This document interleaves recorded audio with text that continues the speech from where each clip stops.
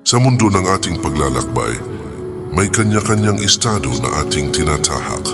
Huwag mong ikahiya ang estado ng buhay mo ngayon. Walang masama sa kasalukuyan mong kalagayan. Ito ay bahagi ng iyong kwento.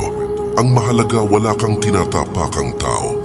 Guni-gunihin ang iyong hinaharap at mga pangarap na unti-unting sumisikat sa likod ng mga ulap ng hirap.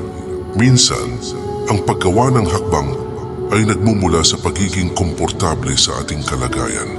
Sa kabila ng mga pagsubok, huwag matakot ipakita ang iyong sarili.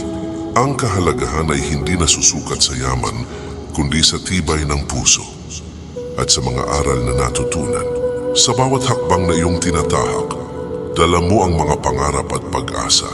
Itinataguyod mo ang iyong sarili at ang mga taong nakapaligid sa iyo, kaya maging proud sa iyong kasalukuyang estado.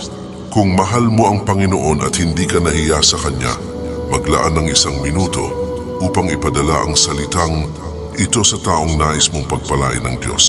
Amen, Amen, Amen, Amen.